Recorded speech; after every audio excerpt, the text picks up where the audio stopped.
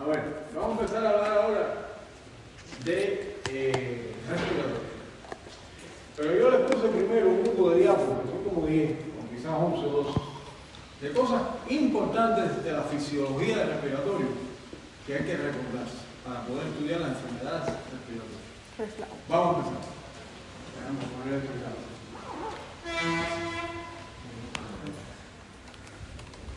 Ese repaso hace falta de todos. En primer lugar, ¿cuál es el rol fisiológico de los pulmones? ¿Cuál es el rol fisiológico de los pulmones? ¿Qué hacen? Estas dos cosas que están ahí. Eso es lo que hacen los pulmones, ¿verdad? Pero para hacer eso los pulmones tienen que hacer estas dos cosas. Mover el aire inspirado, este que está aquí, y meterlo hasta los alveolos, ¿verdad? Y permitir que ocurra una cosa que se llama difusión simple, ¿verdad? Esto es ventilar y esto es difusión. Cosas distintas. Son mecanismos distintos, leyes distintas, procesos distintos, todo distinto. Y además de hacer esto, y hacerlo a través de estos dos mecanismos, tienen que garantizar estas 4 o 5 cosas. Primero, que esto no nos cueste ningún trabajo. Que movilizar este aire y llevarlo hasta los alveolos es sencillísimo. No nos cuesta trabajo, no nos enteramos a veces. Segundo, que haga igual que hace el corazón, que sea capaz de satisfacer las demandas metabólicas. Porque igual que el corazón bombea más, ¿verdad?, para mandar más oxígeno y más nutrientes, el aparato respiratorio tiene que garantizar más que haya suficiente oxígeno. También tiene que garantizar. Además, garantizar que la ventilación coincida con la perfusión de la sangre y que no haya alteraciones donde haya lugares más ventilados y lugares menos perfundidos y viceversa.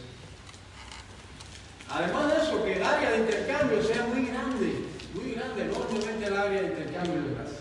Y por último, que haya buenos mecanismos de defensa, porque por estas vías puede entrar cantidad de infecciones, cantidad de bacterias, cantidad de virus, cantidad de sustancias tóxicas. Entonces tiene que ser un sistema que garantice todo esto, para hacer esto y para hacer esto que está aquí. Mediten sobre eso después, para que se den cuenta la lógica del funcionamiento del aparato respiratorio. Lo otro es lo siguiente: tejido, cantidad de tejido que hay en los pulmones, aproximadamente 900 gramos. Pero fíjense que sangre y parénquima pulmonar es casi la misma cantidad. Es decir, que son dos estructuras que realmente son dos saquitos de sangre, repletos de sangre. Fíjense que son casi la misma cantidad.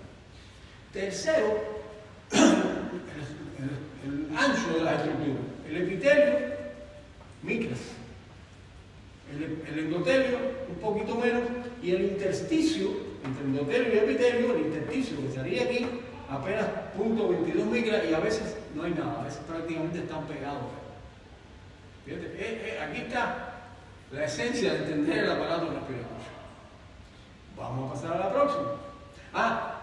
Y hay una llamada capacidad residual funcional, que vamos a recalcarla de nuevo en un ratito, que es aproximadamente 2.400 milímetros, 2,4 litros.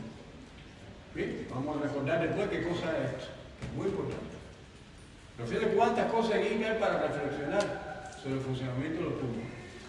Vamos a hablar primero del paso del aire por las vías respiratorias. La entrada del aire por las vías respiratorias, ¿verdad? A partir de la tráquea y los bronquios principales empiezan las subdivisiones. Se calcula que más o menos entre la división 9 y la 15, a partir de ahí ya comienza el área respiratoria, el área donde hay intercambio de gases en las paredes. Bien. Pero ocurren 3 hechos muy importantes. Primero, la resistencia al paso del aire. A partir de este nivel, aproximadamente, a partir de entre la 10 y la 15, fíjense cómo ha ido cayendo la resistencia al paso del aire. ¿Por qué? Porque aquí es la resistencia de la tráquea, y aquí es la resistencia de 2 bronquios principales, y aquí es la resistencia de miles de pequeñitos bronquiolos. Pequeñitos. Si usted suma la sección transversal de todo eso, es 1000 veces más grande que la de la tráquea. Por tanto, la resistencia al paso del aire va cayendo. Y esta zona, a partir de la 10ª división más o menos, es una zona donde prácticamente no hay resistencia al paso del aire. Eso es importante porque hay enfermedades que dañan esto. No dañan esto, lo que dañan es esto. Entonces de pronto hay enfermedades donde esto se eleva notablemente a la resistencia al paso del aire aquí. Desastre con el aparato respiratorio. La sección, como le dije ahorita, la sección transversal de la sumatoria y todo eso, a partir de aquí empieza a aumentar. A medida que aumenta la sección transversal, disminuye la resistencia al paso del aire. Y por último, la velocidad de los gases se hace muy bajita cuando ya está en la zona respiratoria. Porque aquí la velocidad de qué depende, del aire difunda, se va, difunde, se hunde, no sigue circulando, se va por los lados, se va. Y eso es lo que decide la velocidad que pasa. Eso hay que tenerlo en mente para entender las enfermedades respiratorias. Bien, seguimos. Más cosas hay que tener en mente.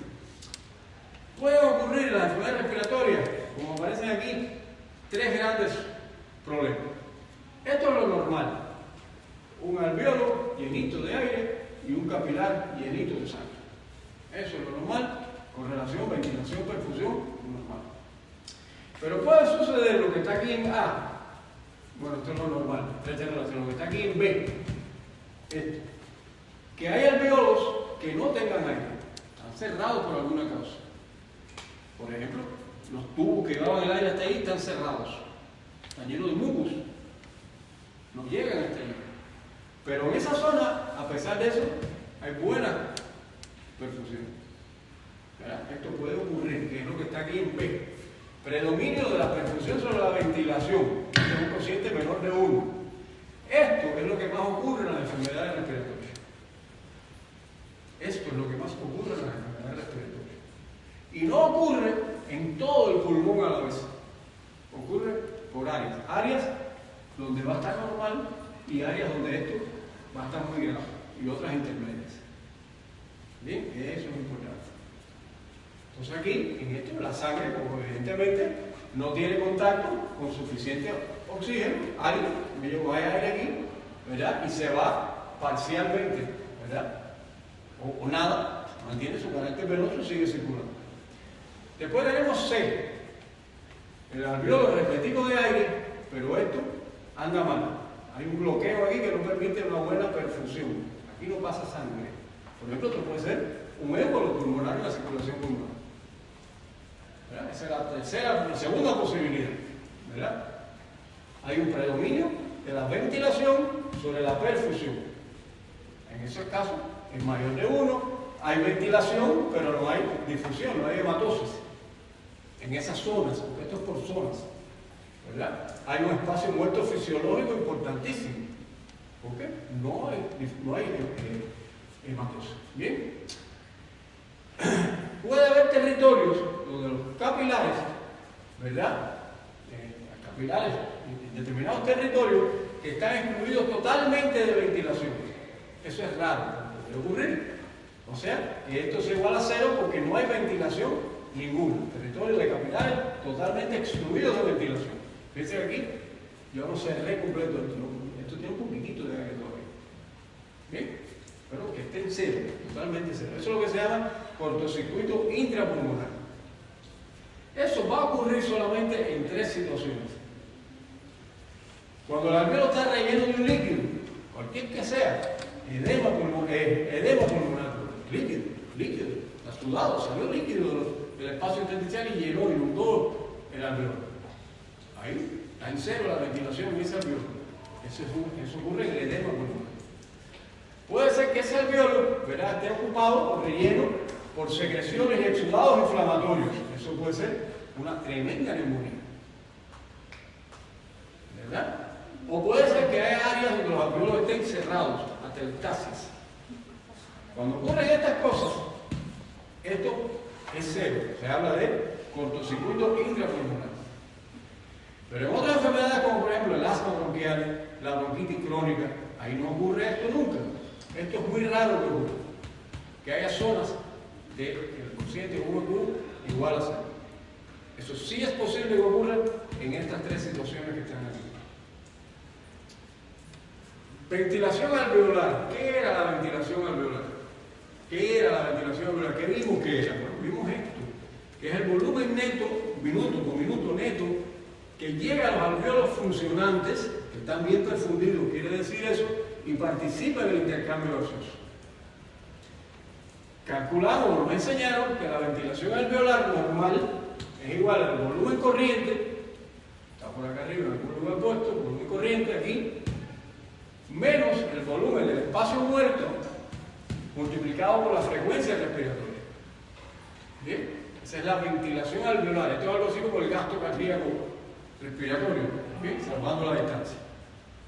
Pero precisamente porque hemos aprendido que la ventilación alveolar, que es esto, que es la variable más importante, se debe estar relacionada con el volumen corriente, con el volumen del espacio muerto y con la frecuencia que respiramos. Precisamente porque sabemos eso, sabemos entonces que si la frecuencia respiratoria aumenta, es decir, alguien está respirando así, pero el volumen corriente disminuye, porque dura menos cada inspiración, cuando eso pasa, la ventilación alveolar va a disminuir. Entonces vamos a ver muchas enfermedades donde eso de manera refleja va a ocurrir, pero hace daño, porque cae la ventilación alveolar. ¿Bien? Entonces, respiraciones o ventilaciones, que es correcto decir ventilaciones, rápidas y superficiales, dan lugar a una caída en la ventilación alveolar. Y si me queda duda, le puse aquí una cuentecita para que vean que es verdad. Otro problema conceptual. Cada gas, oxígeno por acá, CO2 por acá, nitrógeno por allá, cada gas difunde de acuerdo al gradiente de presión entre el alveolo y los capilares. Por tanto, la composición del aire que usted respire, que es lo mismo que decir la concentración de distintos gases en el aire que usted respirando, ¿verdad?, va a determinar la velocidad y la magnitud de este intercambio para cada gas. Es decir, cada gas tiene su cociente de difusión, ¿bien?, y va a depender en gran medida del gradiente que hay. ¿Qué más? Esto es sumamente importante, por eso siempre insisto tanto que se aprenda la curva de saturación de la hemoglobina para que razonen esto que les voy a contar ahora. El ajuste de la ventilación alveolar es muchísimo más estrecho en relación con el CO2, la acción del CO2 allá arriba en el centro respiratorio. ¿Por qué? Porque cuando se desajusta el CO2, aparece muy rápidamente la acidosis metabólica, respiratoria, perdón. Y eso es un gran problema. Pero con el oxígeno no tenemos grandes problemas por lo siguiente. Veamos aquí. Presión de oxígeno en la sangre. 60 milímetros de mercurio. Con 60 milímetros de mercurio de presión de oxígeno en la sangre, ¿qué saturación alcanza la hemoglobina? 90%. Por tanto, yo no me tengo que preocupar de que haya hipoxemia hasta tanto la presión parcial de oxígeno en la sangre no esté por debajo de 60. Porque siempre que esté por arriba de 60, yo estoy seguro que la saturación de oxígeno va a estar por arriba de 90. Con eso me estoy tranquilo. Entonces, por eso aquí dice que el nivel de oxígeno arterial, es decir, presión parcial de oxígeno en sangre, una vez que supera el nivel crítico de 60 milímetros, aquí, llegó hasta aquí, bajó, pero aquí llegó y ahí no bajó más, ¿verdad? Ahí garantiza que la saturación de la hemoglobina esté por encima del 90%. Por eso se puede afirmar esto, que los cambios de la presión alveolar de este gas, el oxígeno, pesan poco sobre la cantidad de oxígeno que transporta la sangre arterial, que ¿quién la transporta? La hemoglobina. Bien, la presión, los cambios de presión alveolar de oxígeno no es tan grave como el problema del CO2, porque aun cuando haya poco oxígeno aquí que esté respirando, siempre y cuando logre 60 milímetros de mercurio en la sangre, el transporte está garantizado, porque hay suficientes camiones de hemoglobina para llevarse eso. Esa es la idea que quiero transmitirle, que quizás se lo olvidó ya cuando vieron el respiratorio. Fíjate cuántas cosas he ido sacando. Otra cosa más que es muy importante, esta es importantísima. La A mayúscula esta es alveolar, ¿no? La presión alveolar, la cantidad de CO2 que hay en los alveolos, ¿de qué va a depender? Va a depender de la cantidad que se fabrique en el organismo, que es alrededor de 200 mililitros por minuto, y de la remoción por la ventilación alveolar. cuando yo expiro, se vaya.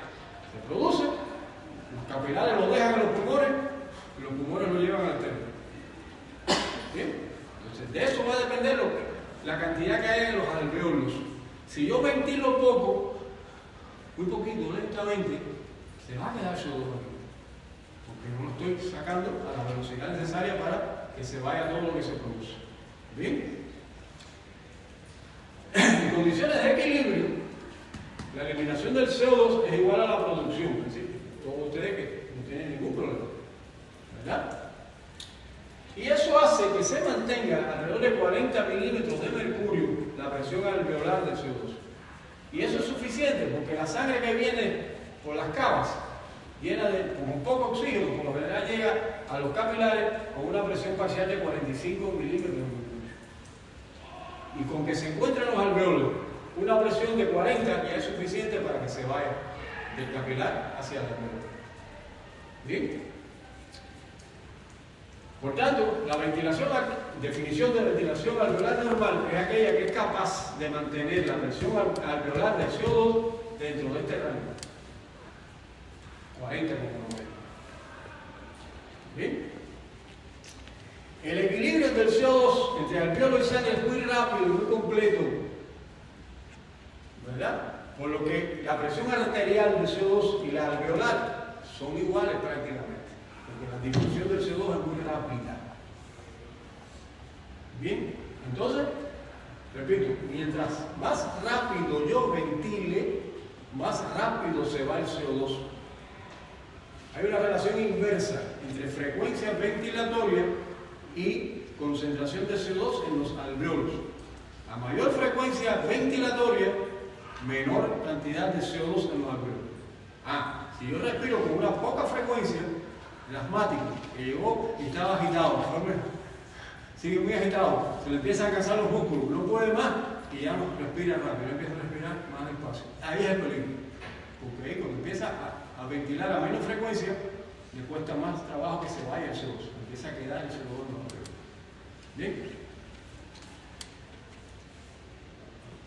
Ya, vamos a ver ahora qué pasa o sea, una de las últimas cosas que dije aquí fue esta. Acá. La presión arterial de CO2 y la presión alveolar de CO2 puedo decir que es la misma. Es la misma. Por tanto, si yo hago una gasometría y estudio la presión arterial de CO2, ese valorcito que me da ahí es la misma que hay en los alveolos. Normalmente, estoy hablando de normalmente. ¿Bien? Pero con el oxígeno no pasa igual. Porque ustedes saben que en el caso del oxígeno, bueno, en primer lugar, la presión alveolar de oxígeno se da el equilibrio entre lo que se consume en el cuerpo y lo que llega con la ventilación. Es al revés del CO2. El CO2 es lo que se produce en los tejidos, ¿verdad? Y lo que se bota con la ventilación. Esto es lo que se gasta de oxígeno y lo que se llega con la ventilación. Es al revés. ¿Bien? Ahora, el transporte, la diferencia de lo que ocurre en el CO2, la presión alveolar de oxígeno no es igual a la presión arterial de oxígeno. Porque en los alveolos, la presión esta que hay aquí afuera, más o menos, más la humidificación que sufre, o sea que el aire viene, hay una cierta presión parcial de oxígeno aquí, cuando entra se humedece, por tanto la que llega a los alveolos, la presión parcial de oxígeno en los alveolos es menor que la que hay aquí afuera, porque ganó agua. El contenido de gases ganó agua. Pero esa que hay en los alveolos no es igual a esta. ¿Por qué? Porque el 98% de la sangre que entra a la aurícula izquierda, ¿verdad? Efectivamente trae una presión de oxígeno igual a la que estaba en el alveolo. Pero es que a la aurícula izquierda se le añade el drenaje venoso de los pulmones, que es un 2% aproximadamente, y es sangre que viene a 95 milímetros. Pero sangre que viene a mucho menos y hace que descienda a 95 milímetros, la que es bombeada milímetros de mercurio, la que es bombeada hacia la oreja. Eso seguro que lo vieron también. Repito, la sangre pasa y se oxigena por los alveolos pulmonares. Hay 104 de presión parcial de oxígeno en el alveolo, se carga completa la sangre y sale de los alveolos con 104 milímetros de mercurio de presión parcial de oxígeno. No cae en la aurícula derecha. Pero en la aurícula derecha cae sangre con otra procedencia, no solo la que viene por las venas pulmonares. Viene la sangre que viene de recoger los desechos del metabolismo del pulmón, la llamada circulación bronquial. ¿Se dan cuenta de qué sangre estoy hablando? La que nutre el parénquima pulmonar. Porque esta que estoy hablando ahora es la que viene para oxigenarse, pero hay otra que entra por las arterias bronquiales. Esa nutre el parénquima pulmonar y cuando se recoge toda esa sangre venosa, cae también en la aurícula izquierda, pero viene menos oxigenada. Entonces en la aurícula izquierda cae sangre con 2 grados de oxigenación distinta.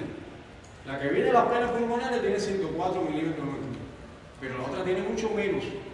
Cuando se mezclan las dos sangres, la que sale por la aorta ya no tiene 104, ahora tiene 95. Por tanto, cuando yo mido la presión parcial de oxígeno en la sangre, no es igual a la presión alveolar de oxígeno, lo cual no pasa con el CO2. En el caso del CO2 son iguales. ¿Sí? Eso también es importante que lo repasen. Ya, la transferencia o difusión de gases. Acuérdense que estas son las variables que determinan el volumen de gas que difunde a través de la membrana. Y hay que tener en cuenta la superficie de intercambio. Hay enfermedades que dañan la superficie de intercambio. Hay que tener en cuenta el grosor de la membrana. Hay enfermedades que ponen muy gruesa la membrana. Hay que tener en cuenta la diferencia de presiones de gases entre el alveolo y el capilar. Hay ambientes donde el aire que tú estás respirando tiene carencias de oxígeno o exceso de CO2. No es lo normal, pero pudiera ocurrir.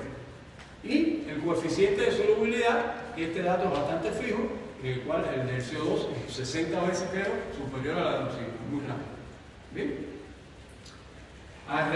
Recuerden la membrana respiratoria, todos los componentes que tiene, no lo vamos a leer ahora, ese es otro dato importante. O sea, recordar estas 4 variables. Recordar la estructura de la membrana. ¿Qué cosa es? 20 veces, no 60, exageré. 20 veces, ¿verdad? Bien. Y recordar esto que está acá. Que el tiempo de contacto normal entre la sangre que pasa por los alveolos, que sería el tiempo de contacto entre el aire alveolar y la sangre, ese tiempo más o menos es de 0,75 segundos. Durante el ejercicio, eso se reduce notablemente. Bien, entonces tenemos aquí esta famosa curva, donde aquí sería la duración del tránsito de la sangre por un capilar que pasa por la pared alveolar, 0,75 segundos. Vamos a ver acá, aquí vemos que la curva A, que el sujeto normal, con eso ya es suficiente para que la hemoglobina, la presión parcial de oxígeno, esté casi por encima de 80, o más, a mucho más por encima de 80, con lo cual se garantiza una buenísima saturación de la hemoglobina. Pero durante el ejercicio, que sería trastorno moderado de la difusión, bueno, aquí no hay ejercicio. Bueno, sí, durante el ejercicio, la sangre va más rápido, ya no demora 0,75, ahora demora, por ejemplo, 0,4, o 0 menos, 0,3. Pero a pesar de eso, en un sujeto normal, es suficiente para que siga bien oxigenada la sangre. Vas a ver enfermedades donde hay trastornos de la difusión, moderados o graves, que serían estas dos curvas que están acá. Un sujeto con un trastorno grave de la difusión que tiene alterado algo de esto, estas son las 4 cosas en las que hay que pensar cuando hablamos de trastorno de difusión. Esa es otra cosa que les hace falta recordar. Normalmente, ¿verdad? En reposo, con 0,75 de tiempo que demora la sangre en pasar por el capilar pulmonar, se satura bien la hemoglobina. Y con 0,3 igualmente. Pero cuando hay un trastorno de difusión, las curvas se comportan de manera distinta. Aún aquí, en reposo, no se satura bien. Y en ejercicio, muchísimo menos. Entonces, hay enfermedades que tienen que ver con la difusión de los gases, en las cuales se pone de manifiesto esto, que en reposo, en algunos casos, por ejemplo en esta que es un moderado, está bien, pero cuando hace ejercicio, está mal. Bien, acá niveles de saturación muy por debajo. Entonces hay enfermedades que se le va bien a la persona mientras está en reposo, pero cuando empieza a agitarse un poquitico ya le va mal. Bien, la relación ventilación-perfusión. Este es otro detalle importante que tienen que acordarse. Acuérdense que bases y vértices. En las bases, tanto la ventilación como la perfusión son mayores que en los vértices. Lo que pasa es que tienen pendientes diferentes. dato es importante para entender lo que pasa en muchas enfermedades respiratorias. Este dato. Recuerden que en el vértice, la presión de la pleura, ¿verdad? La presión pleural es mayor, por tanto mantiene los alveolos más abiertos. En las bases no. En las bases la presión pleural es menor y los alveolos están más cerrados. Cuando tú ventilas, se extienden mucho más. O sea, ventilas mucho más los alveolos de la base que los alveolos de los huesos. Y eso también es importantísimo para entender las enfermedades respiratorias. Bien, acuérdense, en la base, por ejemplo, cuando tú empiezas a inspirar, es de solo 2,5 la presión transpulmonar. Porque ahí está más comprimido por el mismo peso del pulmón de la pleura. Ejerce menos influencia, pero los vértices está más ligerito y está más abierto. Cuando tú inspiras, esto se extiende más porque estaba más cerrado. Esto se extiende menos porque ya estaba más abierto. Esto ventila más, esto ventila menos. Dependiendo por ventilación la cantidad de aire que necesitamos. Bien, eso es lo que dice aquí. Otra cosa importante que no pueden olvidarse, estos son los mecanismos que limitan las desviaciones excesivas entre ventilación y perfusión. Que no haya grandes diferencias. Lo saben ustedes también. Donde hay áreas bien ventiladas, pero por alguna causa la perfusión es mala, ahí ocurre broncoconstricción. Los broncos que llevan el aire hacia esas zonas se cierran. Al revés, cuando hay áreas mal ventiladas, se produce vasoconstricción local. Se cierran los vasos, los capilares que van a seguir. Fíjate cuántos detalles que haga la lista después para que entiendan la enfermedad respiratoria. Ahora viene algo que es la capacidad residual funcional. Vamos a entender esto clarito. ¿Qué es la capacidad residual funcional? La cantidad de aire que siempre va a estar dentro de los pulmones y que va a permitir que el intercambio de gases nunca disminuya, siempre exista. Cuando usted expira, ahora voy a expirar.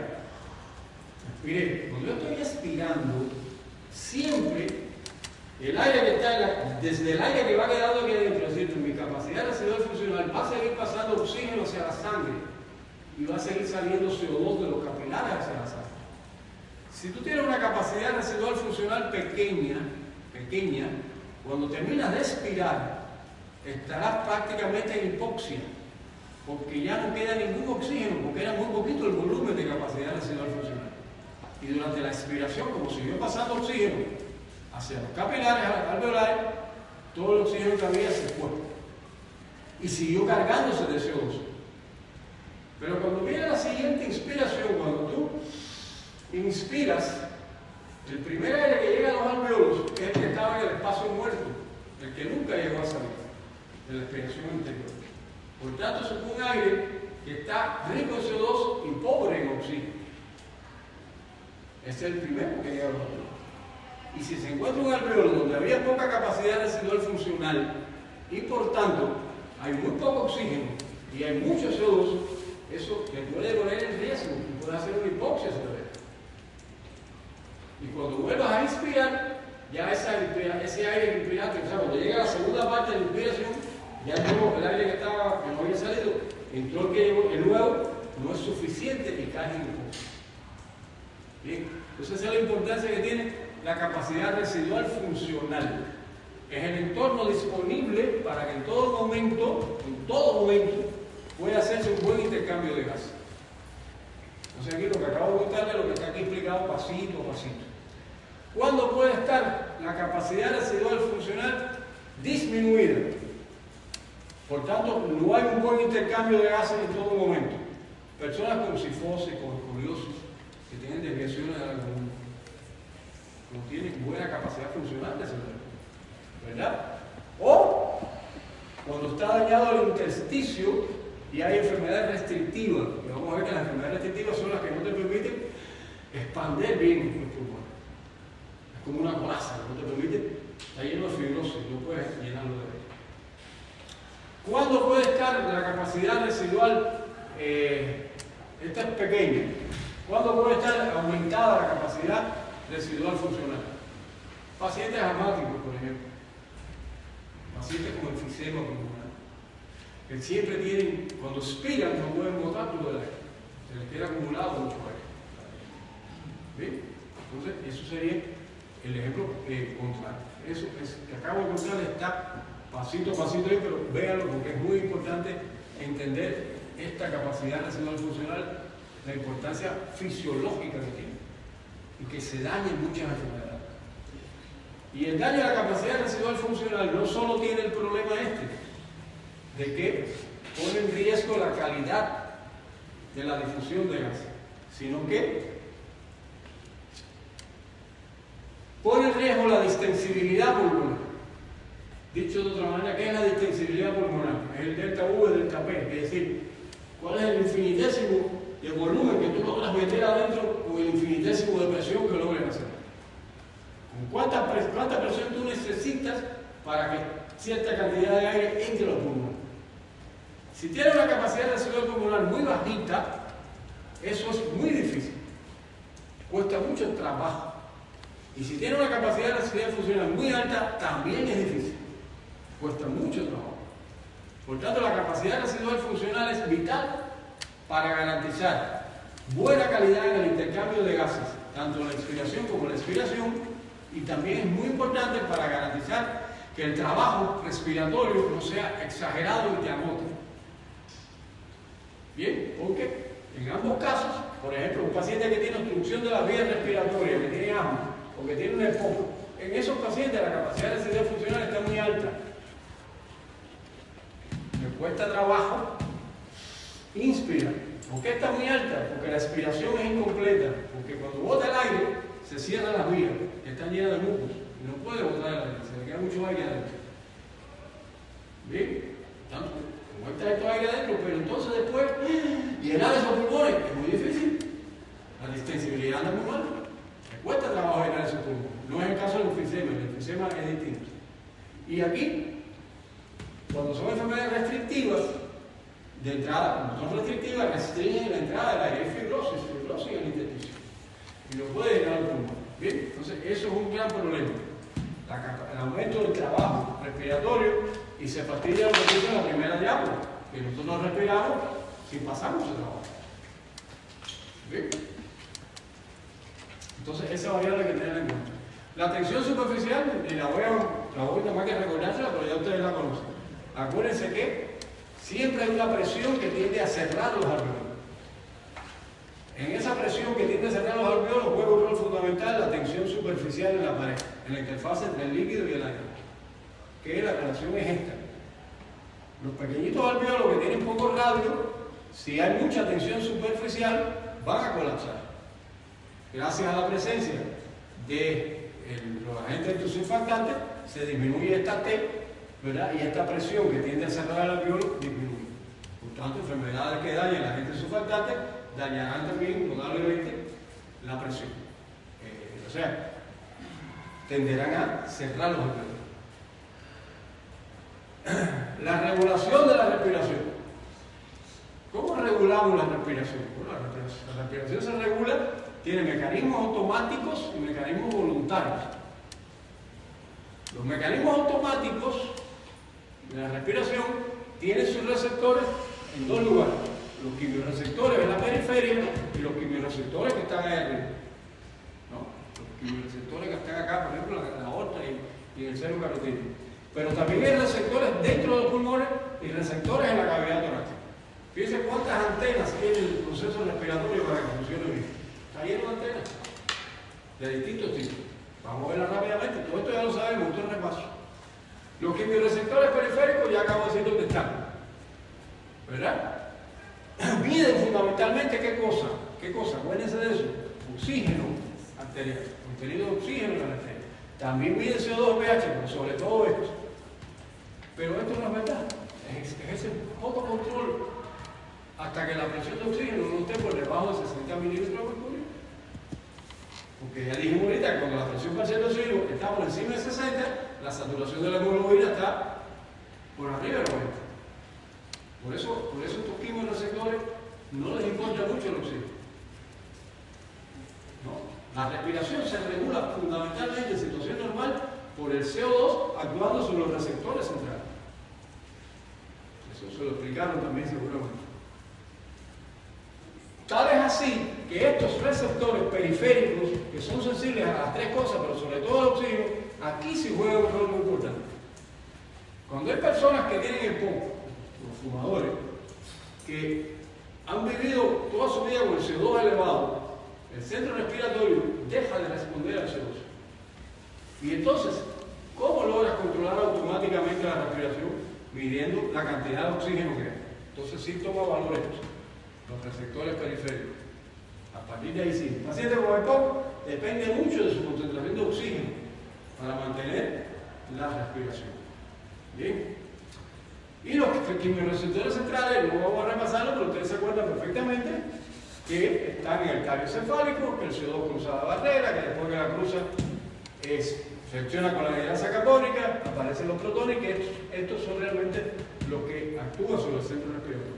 Lo que pasa es que estos no pasan la barrera, estos se forman del otro lado de la barrera, gracias a que el CO2 sí la pasa. Entonces quedamos en que la regulación automática de la respiración tiene quimiorreceptores periféricos y quimiorreceptores centrales con estos mecanismos fisiológicos, pero también tiene receptores pulmonares y receptores torácicos. Hay receptores en las capas de músculo liso de las vías respiratorias, son los receptores de estiramiento. ¿Qué hacen estos receptores de estiramiento? Están muy atentos a los cambios de presión en las paredes de las vías respiratorias. ¿Y qué hacen? ¿Para qué sirve eso? Para ajustar la frecuencia respiratoria y el volumen corriente, porque el volumen corriente estará muy relacionado con lo que dejen pasar las vías respiratorias. Entonces se colocan receptores ahí para tener informado al centro respiratorio de ese problema. Receptores irritantes, ¿dónde están? Entre las células epiteliales. ¿Cómo se estimulan? Con los gases, con el humo del cigarro, con toda la basura que respiramos muchas veces. ¿Qué es lo que garantiza que no se dañe estos tejidos, que te provoque tos, etc.? Receptores yuxtacapilares, ¿dónde están? Pegaditos a los capilares. ¿Qué es lo que mide? La congestión pulmonar, imprescindible en los casos de edema pulmonar, que transmitan esa información. ¿Bien? Y por fuera, estos están dentro de los pulmones, estos están fuera. Receptores en la pared torácica, en las articulaciones, en todos los músculos respiratorios, ¿verdad? Y estos son, ¿verdad? Cuando el esfuerzo respiratorio se opone con una mayor resistencia de las vías respiratorias, por ejemplo, a ser expandidas. Porque acuérdense que aquí pueden entrar en contradicción la distensibilidad torácica y la distensibilidad pulmonar. Son dos sujetos distintos de distensibilidad. Por eso es importante también que haya receptores en el tórax. ¿Bien? Y la regulación voluntaria de la ventilación, no sé si vieron algo de esto, pero acuérdense que estas cosas pasan. ¿Verdad?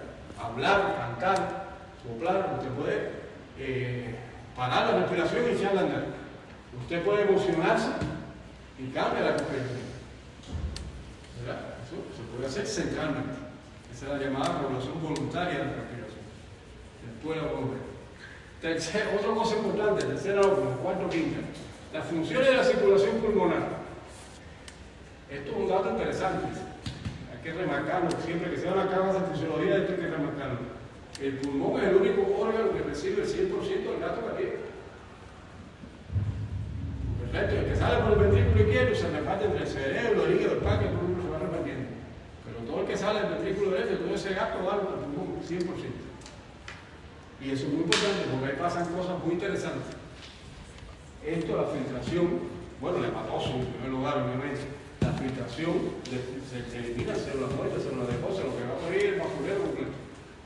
Y el pulmón se elimina por eso. ¿Bien? Nutre el parénquimo pulmonar, las arterias bronquiales que les contaba ahorita, se las recordaba ahorita. Producen sustancias vasoactivas, ¿verdad? La prostaciclina, que son vasodilatadoras, el óxido nítrico. Y estas metabolizan sustancias humorales, por ejemplo, la enzima convertidora de la angiotensina 1. Todo esto ocurre dentro del pulmón también. Y eso se altera muchas veces en las enfermedades pulmonares. Entonces hay que entender qué está pasando ahí para entender la enfermedad.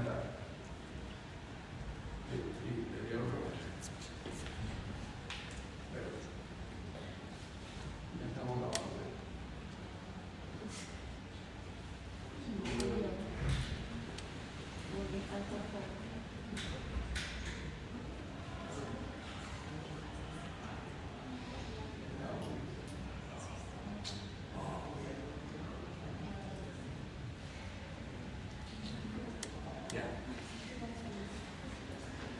Las defensas pulmonares, se las voy a recordar, pero tienen que repasarlas para que entiendan las enfermedades pulmonares.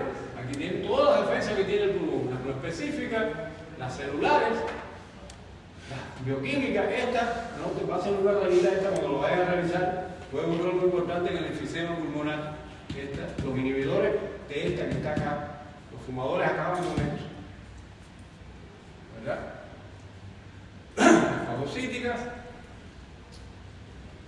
las específicas, miren lo que marco aquí, está demostrado, las células epiteliales bronquiales son células presentadoras de antígeno, pueden presentar antígeno, ¿verdad?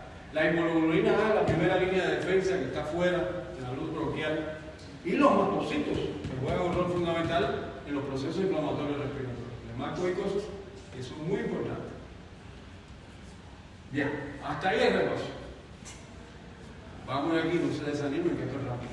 Bueno, aquí está el gran panorama de todo lo que se puede enfermar los pulmones y cómo se puede enfermar. No lo vamos a ver todo, obviamente, ni hoy ni nunca.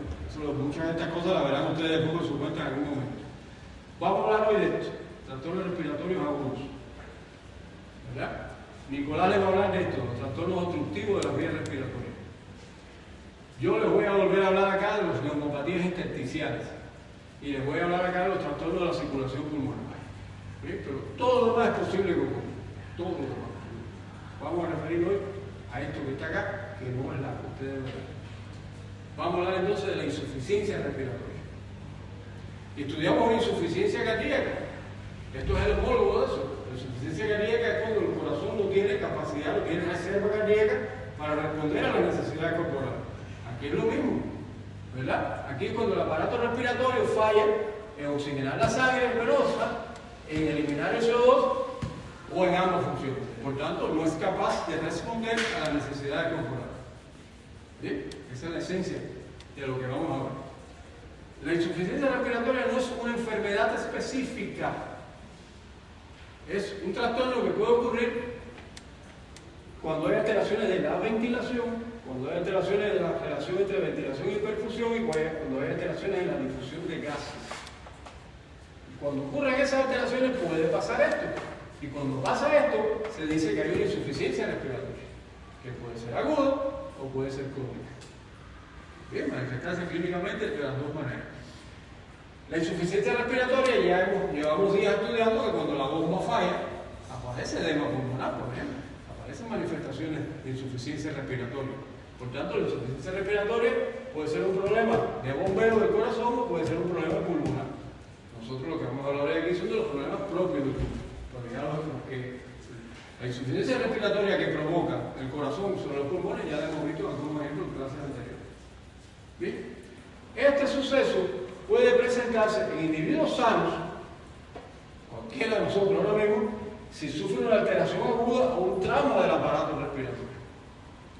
Salió de aquí, hay una manifestación afuera, están creando gases lacrimógenos, no se pudo desviar, aspiró todo aquello y puede hacer una insuficiencia respiratoria aguda. Bien, pero también puede aparecer en un paciente que tiene una enfermedad neuromuscular o pulmonar crónica. Puede llegar a un estado, de pronto a un estadio de insuficiencia respiratoria. ¿Bien? Ya vimos cuáles son las funciones del aparato respiratorio, pero vamos a ver qué está detrás de cada una de esas funciones. Son dos grandes funciones. El intercambio de gases, ¿verdad? Que es el movimiento de gases a través de la barrera alveolo-capilar, y está la ventilación, y esto es muy importante. ¿Qué es la ventilación? El movimiento de gases dentro y fuera de los alveolos. ¿Verdad? Sacar. ¿De qué depende eso? De muchas cosas, incluso de estructuras que no están en los pulmones. Mire, depende de los músculos respiratorios que lo hagan bien y que no estén enfermos. Depende del centro respiratorio, que funcione bien. Depende de las vías que conectan el centro respiratorio con los músculos respiratorios. Fíjense cuántas cosas extrapulmonares influyen en el proceso ventilatorio, y cualquiera de estas cosas que fallen puede provocar una insuficiencia respiratoria. ¿Verdad? Por ejemplo, un síndrome de Guillain-Barré. Recuerda que estudiamos que va ocurriendo una parálisis en los nervios periféricos. Los axones en la periferia están dañados, y las raíces también están dañadas, medulares. Se puede ocurrir un trastorno que llegue a paralizar la musculatura respiratoria. ¿Bien? Las formas clínicas, ¿cuáles son?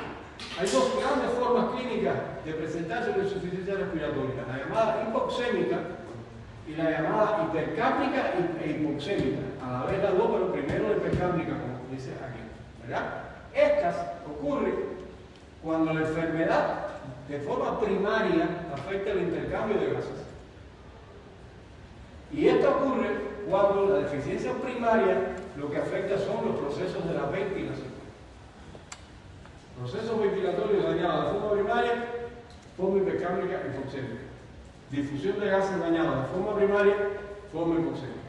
¿Bien? Los trastornos pulmonares, como ven, que causan la alteración del intercambio gaseoso, es decir, estos se pueden complicar y agregarse deficiencias ventilatorias y viceversa. ¿Bien? Por lo que hay que entender cuál es el origen de cada enfermedad. Las insuficiencias respiratorias agudas de tipo hipoxémico, es decir, las que comienzan de forma primaria por daño en la difusión de gases, cualquiera de estos sucesos la puede provocar. Esta es la lesión pulmonar aguda y el síndrome de distrés respiratorio agudo, del cual vamos a hablar ahora. ¿Bien? Acá.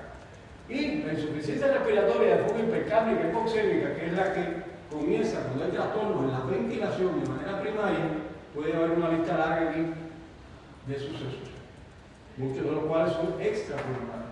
Entonces, usted va a tener enfermedades, una insuficiencia respiratoria de este tipo, pero la causa puede estar en algo de esto.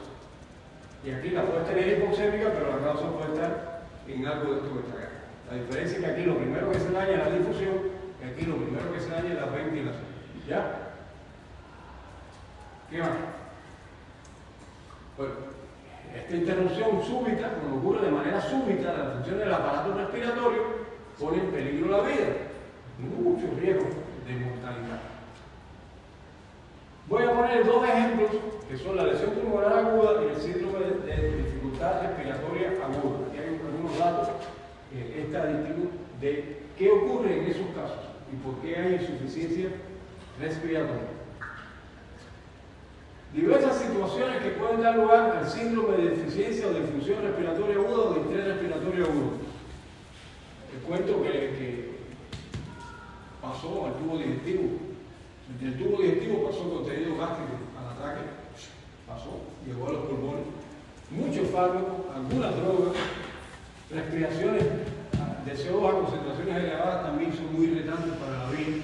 Las radiaciones, la septicemia, las quemaduras, las hemorroides, y todas estas situaciones producen cambios, ¿verdad?, que afectan la difusión pulmonar rápidamente de manera aguda. Esos cambios, da igual la causa que sea, se van a caracterizar por dos cosas: porque se lesiona el epitelio alveolar y porque aumenta la permeabilidad de la barrera alveolo-capilar.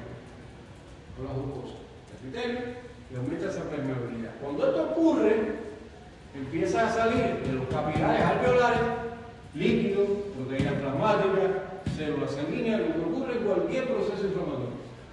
Lo que pasa es que aquí es muy grave que en el intersticio o incluso en la luz de los alveolos de pronto se llene de proteínas plasmáticas, de células sanguíneas, de líquidos y de otros productos que vienen por la sangre.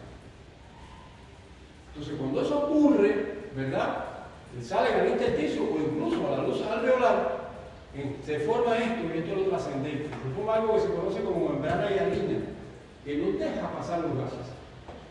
¿Qué es la membrana hialina? Es una estructura formada por fibrinas, restos celulares, glóbulos, neutrófilos, macrófagos, todas las personas estas que están interviniendo en el proceso inflamatorio, más fibrina, y forman una membrana de carácter hialino que es impermeable al paso de los gases. Por lo tanto, estamos en una situación de insuficiencia respiratoria aguda generada porque de pronto la difusión fue a cero prácticamente. En todas estas situaciones, los ejemplos que les puse ahorita, que son eso, por ejemplo, los ahogados, eso es lo que le pasa a las personas que están en la playa y se ahogan, por ejemplo. ¿Bien? Tres cosas: lesión alveolar difusa, porque nunca es todo el pulmón a la vez, acumulación de líquido, y se agrega que el surfactante se inactiva en esa situación. A medida que esto avanza, el pulmón se va poniendo cada vez más rígido. Ahorita en la primera diápositiva les enseñé el grosor de estas cosas. El grosor del endotelio, del epitelio y el grosor del intersticio. Ahora ya eso no es así, es enorme. Más la membrana ya no. Por tanto, eso se afecta enormemente y se va poniendo rígido y sobre todo es muy difícil de qué? De llenar, de insuflar. No puedes expandir aquello, te cuesta mucho trabajo. ¿Verdad? Pasan todas estas cosas y además, como se pierde el surfactante, la otra lámina que le mostré aumenta la presión que tiende a colapsar el alveolo. Entonces empiezan a perder zonas de atelectasia, zonas llenas de membrana hialina y zonas de atelectasia, cada vez más peor. Bien, y las zonas, porque todo esto no ocurre a la vez, son las que ya terminó el proceso y ahora están llenas de fibrosis. Otras zonas donde está empezando el proceso inflamatorio, y todo una a la vez. Entonces tiene zonas atelectásicas, tiene zonas llenas de fibrosis por la reparación y tiene zonas llenas de la membrana hialina esta con todo este proceso inflamatorio. Muy dificilísimo de llenar de aire, ¿verdad? Y muchas veces estas inflamaciones locales de tal magnitud que las citocinas que se liberan son de tal magnitud que provocan trastornos de la coagulación porque hay mucho factor tisular liberado, porque hay mucha destrucción de células endoteliales, factor tisular, la activación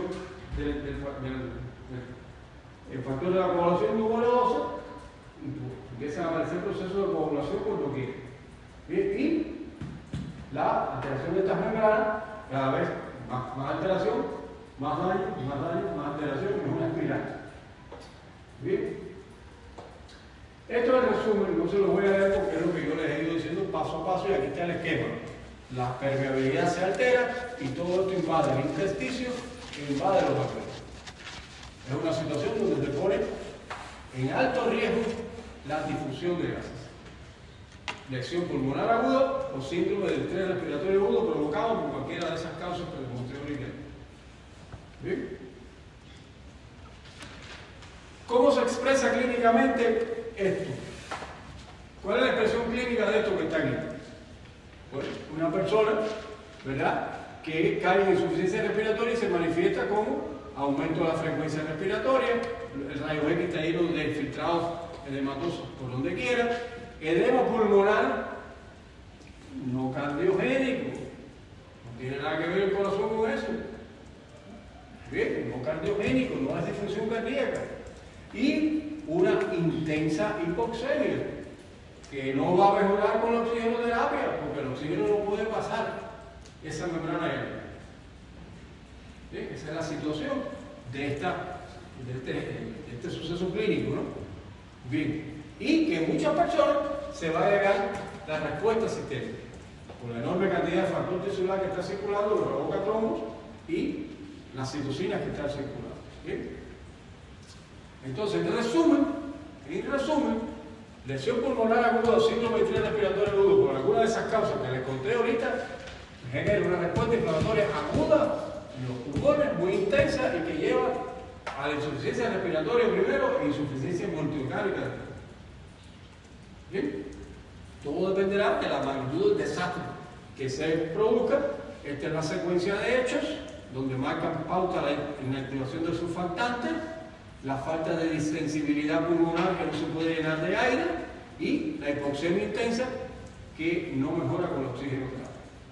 Ese es un cuadro de insuficiencia respiratoria aguda en el síndrome de estrés respiratorio agudo. ¿Bien? Vamos a continuar adelante, vamos a seguir hablando ahora de las formas clínicas estas hipoxémicas, acabamos de ver una de ellas. ¿Bien? Y vamos a ver otros ejemplos ahora.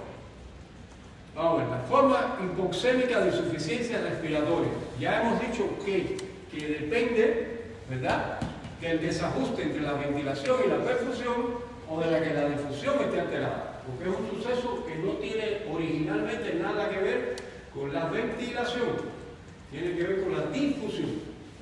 ¿Bien? Entonces, vamos a hablar un poquito de esto, desajuste entre ventilación y perfusión. Usted puede tener, por las causas que sean, pacientes con áreas del pulmón bien ventiladas, pero mal perfundidas. Ejemplo, un embolismo pulmonar. Por tanto, un embolismo pulmonar es causa de insuficiencia respiratoria aguda. ¿Por qué? Porque pone en crisis el ajuste entre la ventilación y la perfusión. Usted puede tener áreas del pulmón bien perfundidas, pero mal ventiladas. Por ejemplo, en el asma bronquial. el asma bronquial puede llevarte a una insuficiencia respiratoria aguda. ¿Por qué? Porque no permite, ¿verdad?, que la perfusión está bien profundido, pero no hay suficiente aire en los alveolos para garantizar que sea oxigenada la sangre que está pasando por ahí. ¿Bien? Por tanto, en ambos ejemplos hay un desajuste entre la ventilación y la perfusión. Y en ambos ejemplos, como lo que se daña primariamente a la perfusión, hay hipoxemia, que suele ser mucho más grave que la hipercapnia, que puede aparecer, como vamos a ver después, con la hipoventilación. ¿Bien?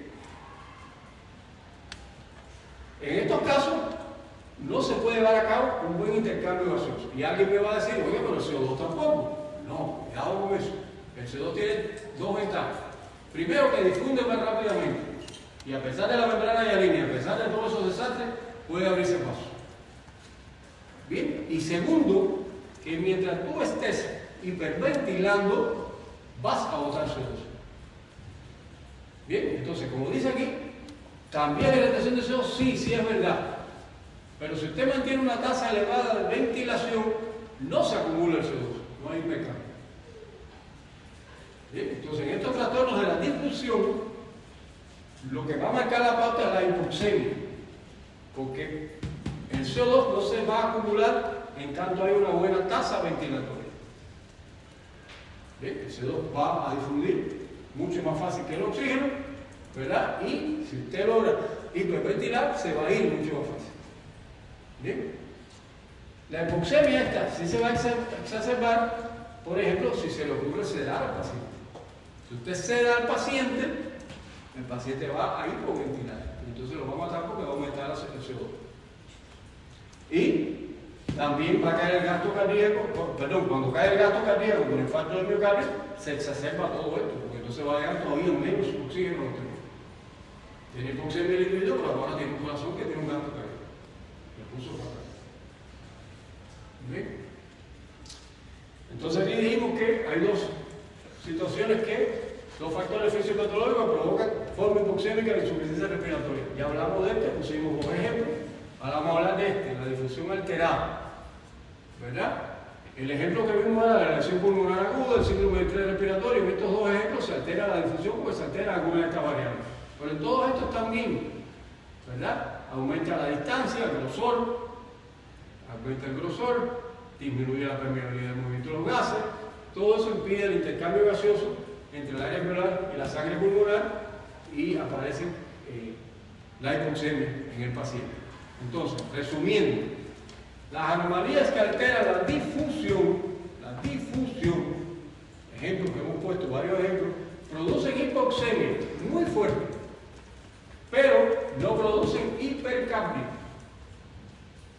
¿verdad? A menos que haya hipoventilación concomitante. ¿Sí? Esto es clásico. No produce hipercapnia a menos que haya hipoventilación concomitante. ¿Bien? La hipoxemia puede ser parcial o totalmente corregida si usted aspira oxígeno, porque lo que va a tratar es de aumentar el gradiente y que pase, pero las esperanzas no son muchas. Ahora vamos a ver la forma hipercápnica e hipoxémica de la insuficiencia respiratoria. Esto es la condición en que la persona no puede ventilar adecuadamente. La ventilación alveolar que vimos en el repaso en las primeras diapositivas. Cuando una persona, ¿verdad?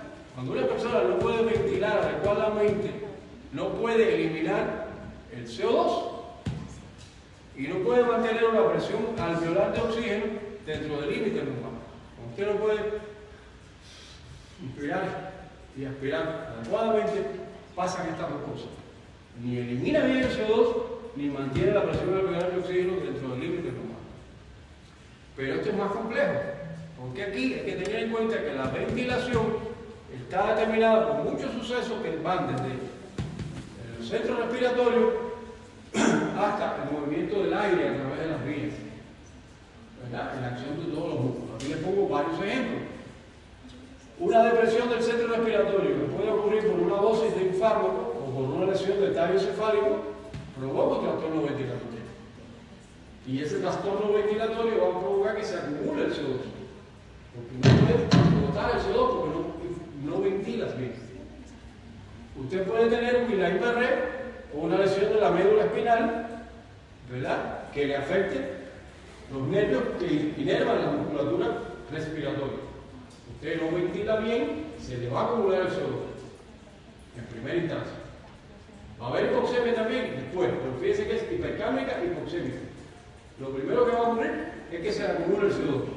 Usted tiene una enfermedad, una distrofia muscular propia de los músculos respiratorios, se le va a acumular el CO2 porque no ventila bien.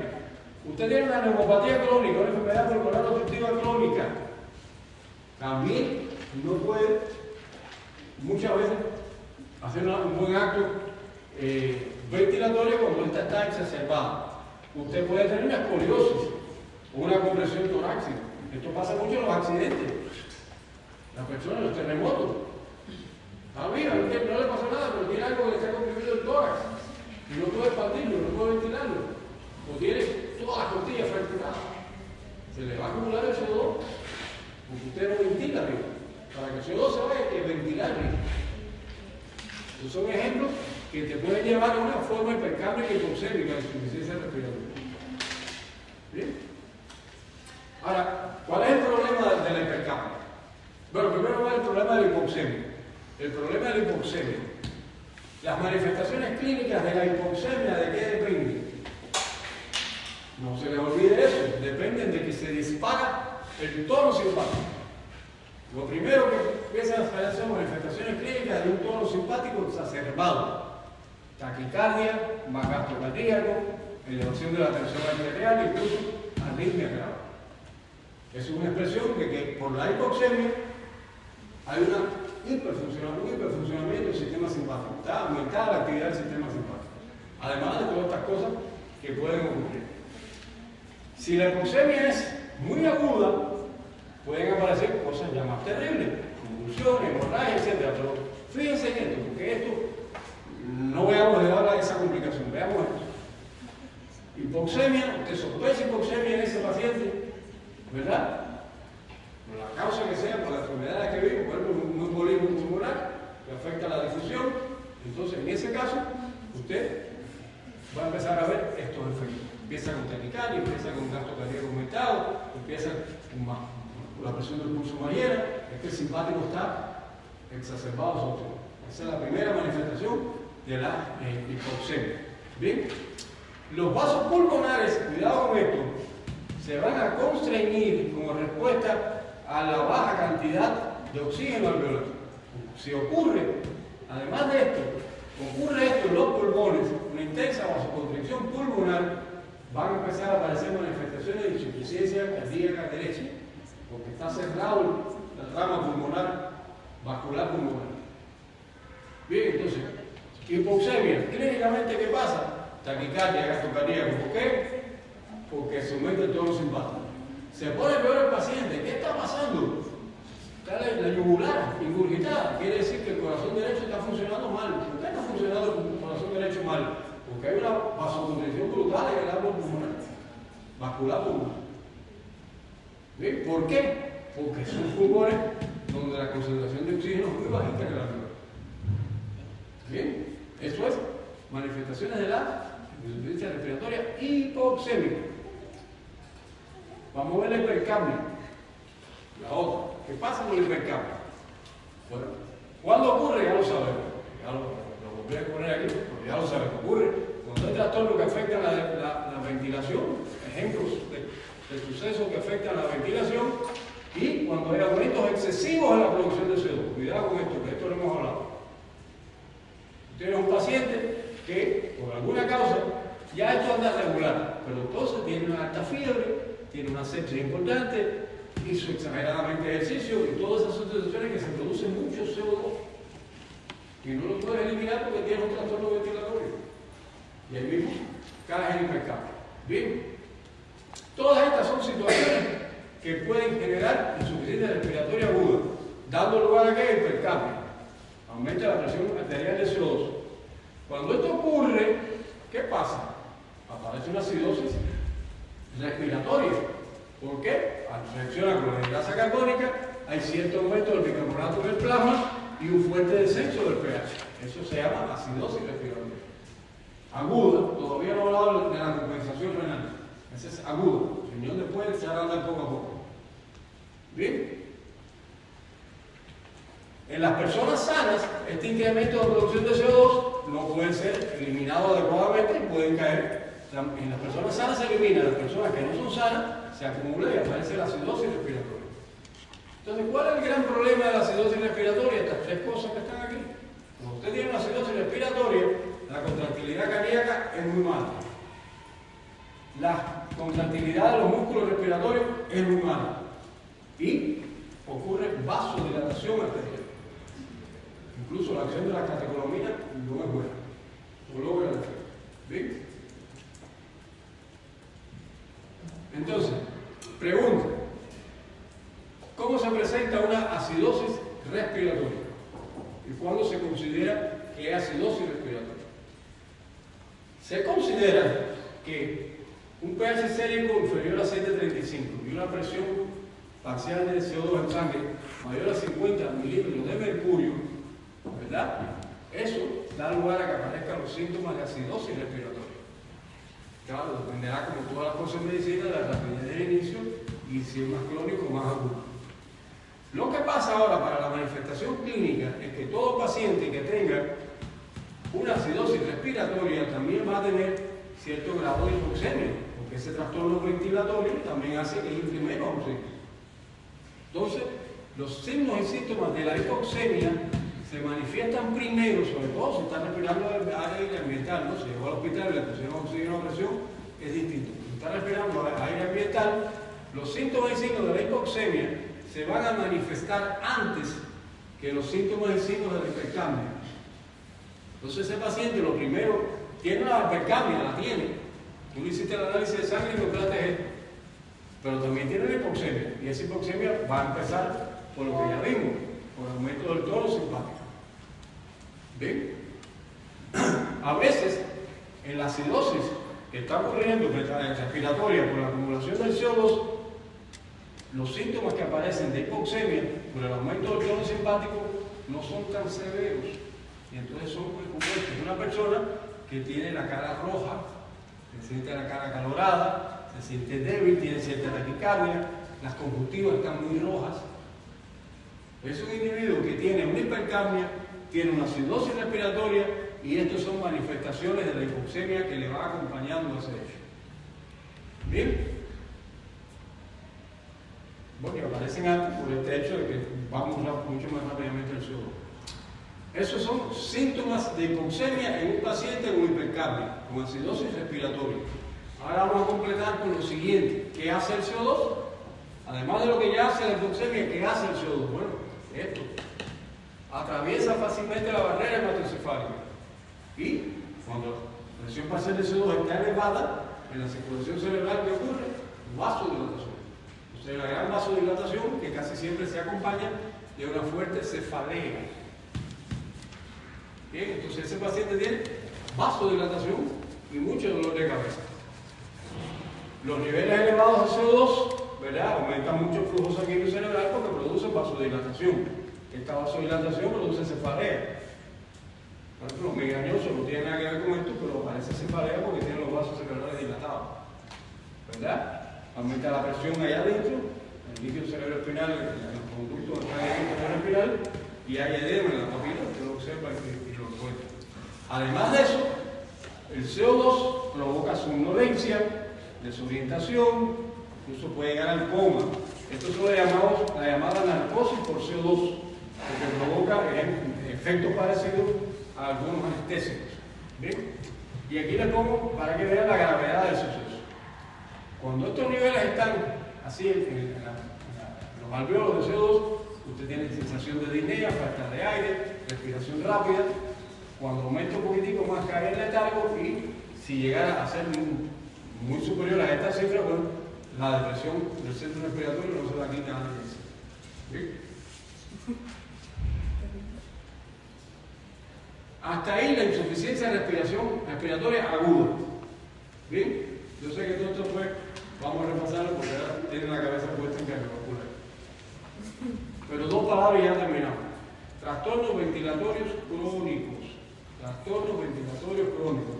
Ya dijimos, trastornos ventilatorios agudos, forma hipercápnica, hipoxémica, ¿verdad?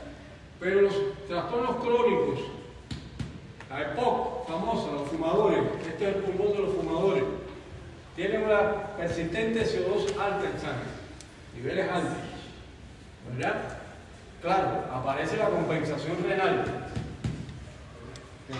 echa para adentro el bicarbonato, ¿verdad? No deja que se escape nada de bicarbonato, fabrica nuevo bicarbonato y lo echa hacia adentro, trata de botar la mayor cantidad de protones posible, va compensando, eso es verdad. ¿Bien? Y trata de compensarlo, y lo mejora un poco. Pero ¿cuál es el gran problema de esto? Que el centro respiratorio se habitúa a vivir con la presión parcial de CO2 elevada. Lo comenté ahorita. Estos pacientes, como viven con el CO2 elevado en sangre, su centro respiratorio ya le da igual lo que tenga el CO2. Y entonces, ¿de qué depende el control automático que les conté ahorita de la respiración que les repasé? Depende de que los quimiorreceptores que están en las carótidas respondan a los niveles de oxígeno. Entonces el paciente llega ahogado en acidosis respiratoria, un paciente con EPOC, y a usted se le ocurre ponerle oxígeno. Le pone oxígeno a altas concentraciones para que la persona mejore y se le va a morir. Porque el único estímulo que tienen estas personas para que su centro respiratorio funcione y para regular automáticamente la respiración es que los quimiorreceptores respondan al oxígeno, porque ya el CO2 se fue del aire, ya no hace ninguna influencia.